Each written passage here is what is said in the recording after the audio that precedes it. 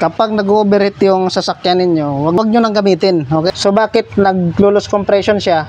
Kasi kapag nag-compression yung kabila, lumulusot lang dito, pumupunta dito sa kabilang cylinder. Pag ito naman nagkaroon ng compression dito sa number 2, lumulusot naman siya papunta dito sa number 1. So yun mga bay, update lang tayo dito sa ginawa nating Hyundai Ion. So yung concern nitong unit na to, low power at saka palyado yung makina nito. So basically, step by step yung diagnosing na ginawa natin dito. Una, chinek muna natin yung pinaka basic, which is yung kanyang spark plug. So pag tingin natin, okay pa naman yung spark plugs. Next, chinek din natin yung sparks, yung spark niya dun sa mga cylinder niya. So which is okay din lahat, pero palyado. Sinunod natin yung ignition number 1. Pag bunot natin, so walang masyadong response. Same with number 2, binunot ulit natin, ganun din. So pero pong number 3 na cylinder, nung binunot natin, doon na siya namatay. Sabihin, yung number 3 cylinder lang yung mas may malakas na power na binibigay. Kasi doon lang siya namamatay. So nakita natin, chinek na rin natin doon yung wiring. At after that, nag-decide na tayo na i-compression test. So during compression test, nalaman natin na yung number 1 and number 2 na cylinder ay bagsak sa compression. So mababa yung compression niya. Yung number 3, okay, mataas yung compression. So pasok siya sa compression. So kaya nag-decide na tayo na ibaba natin yung head para malaman natin kung ano yung problema.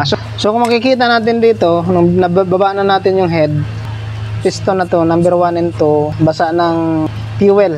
So ibig sabihin, hindi masyadong nasusunog yung fuel na napupunta dito sa cylinder 1 and 2. So dito sa number 3, ayan, mas kwan siya, tuyo yung piston at saka yung cylinder.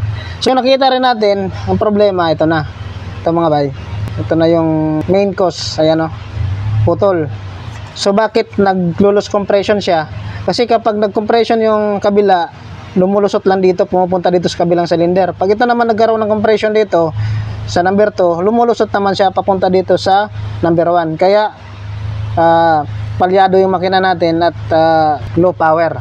So loss compression. So walang magandang power na nabubuo dito sa number 1 and 2. Kaya palyado yung makina natin. So yung cause nito, ayan, nag-overheat to.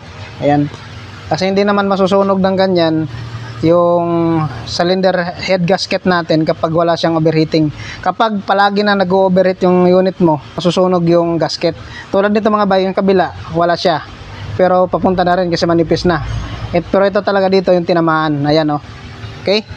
So dito medyo may tama na nga rin.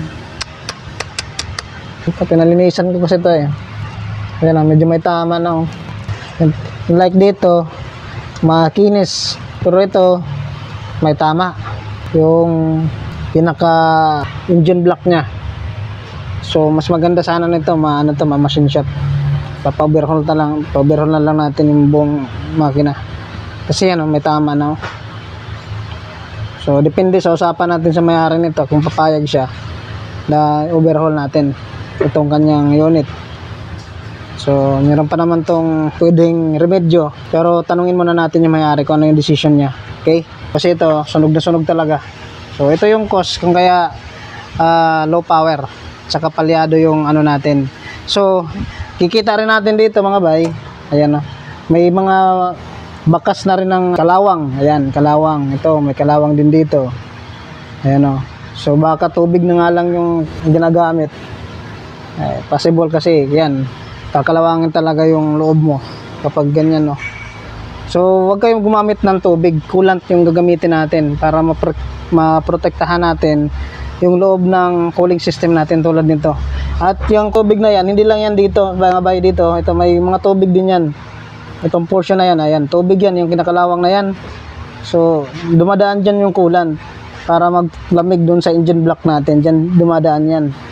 Ayan, kaya tubig yan, yung ginamit ninyo, kakalawangin din. Yan, ang cylinder head nito, papapunta natin sa machine shop kasi kapag nag-overheat ka, sobrang init ng makina mo, ang tendency, magbabaluktot yung head mo.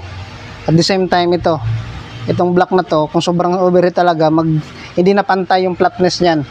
So kaya paglapat mo ng bagong gasket, hindi na pantay, maaari pa rin lumusot yung oil or yung pressure dyan. It's either oil or coolant natin lulusot or di kaya yung compression natin. Kasi pag ito may tama na, yan, kahit lagyan mo ng bagong gasket yan, pag may tama na to, dyan lulusot ulit yung pressure. So, maglulus compression ka pa rin. Kapag nag-overheat yung sasakyan ninyo, huwag nyo nang gamitin, okay? Pag nag-overheat yung sasakyan ninyo, tingin ninyo na tumataas yung temperature, mas maganda, ipakita nyo na kagad sa malapit na auto repair shop or sa mga kilala ninyo. Huwag nyo munang gamitin yung sasakyan. Kasi pag ginagamit yung sasakyan ninyo at alam nyo nag-overheat yung unit ninyo, ang tendency, itong gasket mo masusunog. Ayan, ito, sunog.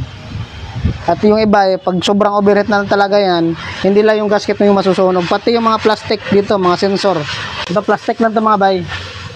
Ayan, itong sensor natin, possible din yan masunog. So, mga doble gastos kapag sobrang init na talaga yung makina, kasi ito matutunaw. Matutunaw yan, matutunaw. At iba pang mga plastic dyan sa sasakyan natin. Like yung intake manifold natin, plastic lang din yan, maaari din matunaw. Okay? So, malaking gastos. Yung mga overheat kasi, basic lang naman yung problema kung kaya nag-overheat. Yung iba, yung motor natin, hindi gumagana, auxiliary fan motor. Okay? So, kapag auxiliary fan motor natin, hindi gumagana yan, lalo na pag naka-idling ka. Ganito, naka-standby yung sasakyan mo, tapos pinapandar mo, tapos tumataas yung temperature. Check mo na yung, yung auxiliary fan motor mo, baka hindi gumagana. So, baka yun lang naman yung problema, basic lang. Palitan mo na, tapos okay na ulit yung sasakyan mo. So kung gagamitin mo siya, gagamitin kahit nag-overheat, baka hindi lang auxiliary fan motor yung mapapalitan mo, kundi pati mag-overhaul ka rin, magtatap overhaul ka dahil may problema na yung makina mo kasi pinabayaan mo na nag-overheat. Okay? So yun lang mga bay, yung tips natin ngayon. Maraming salamat and God bless.